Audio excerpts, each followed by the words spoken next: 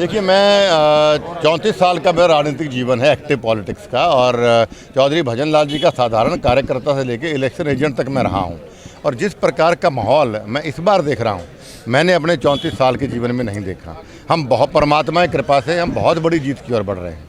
ताबड़तोड़ आपने आरोप लगाए हैं, बहुत सारे पैसे बकाए हैं, बहुत सारे आरोप लगाए हैं, कितनी सच्चाई है और आदमपुर की जनता कैसे निपटेगी? देखिए, मैंने नाम के साथ बोला है। आमतौर में मेरी एक आदत है, चौधरी भजन लाल जी ने हमेशा मुझे सिखाया कि कुछ भी हो, आदमपुर हल्के की जनता को गुमराह नहीं करना। मैंने गांव और नाम दोनों बोल के आपको बताया कि इन लोगों की और बहुत लोगों की राशियां बकाया है।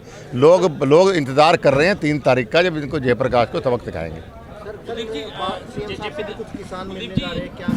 देखिए, मुआवजा माननीय मुख्यमंत्री जी ने जारी कर दिया था, पर आचार संहिता की वजह से हमारे हाथ सरकार के बंधे हुए हैं। लेकिन कुछ साथी हैं जो बिल्कुल अड़े हुए हैं कि नहीं, हमें सीएम से मिलना है, सीएम से मिलना है। तो सीएम साहब से मिलकर उनको सारे कागज़ दिखा के और उनको कह दिया जाएगा कि भाई आचार संहिता अभी हम कोई घोषणा नहीं कर सकते, चुनाव के बाद आपके साथ न्याय होगा। जयप्रकाश कहते हैं कि कोई पैसा बकाया नहीं है, वो रसीद लेके दे दे, मैं डबल देने के लिए तैयार हूँ। हाँ, आपको मैंने नाम दिया है गोयल टेंट वाले का। किशनगढ़ में बेनीवाल परिवार सबसे बड़ा परिवार है।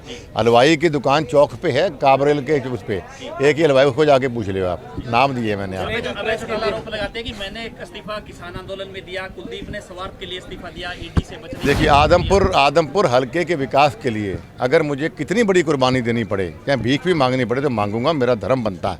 जैसे दलाल साहब ने भी कहा कि इतना एहसान 54 साल का परिवार का आदमपुर हल्के परिवार पे है, तो चाहिए तो इस्तीफा दिया है, मैं तो जान देने को तैयार हूँ आदमपुर के लिए। तो आप थोड़े लेट नहीं हो गए? पहले दे देना चाहिए था बीजेपी के लिए, क्योंकि समय और स्थान निश्चित होता है। और हमने प्रयास किया था कि भाई किसी तरीके से कांग्रेस पार्टी में रह के हम एक मजबूत विपक्ष दे सकें, ताकि 2024 में हमारी सरकार बन सके। लेकिन कांग्रेस पार्टी खुदकुशी में थी, हमें विकास करवाना था हमारे इलाके का, तो मैं खुदकुशी करके मेरे लोगों को लावारिस छोड़ के नहीं जा सकता। तो वो कह रहे हैं कि प्रदेशाध्यक्ष नहीं बने, इसलिए ये सब किया है। देखिए, आप पॉलिटिक्स इज अबाउट परसेप्शन। एक परसेप्शन होती है कि भाई इस आदमी के नाम पे, इस आदमी के काम पे वोट पड़ सकता है, सत्ता आ सकती है। जो उदय भान के नाम पे नहीं आ सकता, लोग जानते ही नहीं है, तो सत्ता तक नहीं पहुंचेंगे तो मैं आदमपुर के या हिसार के हरियाणा काम कैसे कर सकता? इस बार चुनाव में कुछ असामाजिक तत्व घुसने की खबर हमारे पास है। देखिए, इन लोगों का काम गुंडागर्दी का है, जयप्रकाश का इतिहास हो रहा है। लेकिन आदमपुर हल्के की जनता बहुत बहादुर है। अब से पहले 4 हमने उपचुनाव जीते हैं, 1 लोकसभा, 3 विधानसभा, चारों विपक्ष में जीते हैं और अब पक्ष में जीत रहे हैं। अब तो परवाही नहीं किसी बात। होर्डिंग फाड़े गुंडागर्दी करने का प्रयास किया, लेकिन इसके निपट लेंगे हम। गठबंधन के उम्मीदवार है और जसपा का कोई भी बड़ा लीडर जो है अभी तक स्टेज पर नजर नहीं आया है। नहीं, देखिए, ऐसा नहीं है। भव्या के नॉमिनेशन के दिन उनके स्टेट के प्रेसिडेंट निहान सिंह जी आए थे और अभी भी उनकी सारी टीम लगी है। अगर सभी लोग एक जगह बैठ जाएंगे तो वोट कौन मांगेगा गांव में जाके? तो अपनी अपनी ड्यूटियां सबकी हमने लगाई हैं। जेजेपी, बीजेपी सभी लोग मिल के काम कर रहे हैं। पार्टी फैसला करेगी मुख्यमंत्री।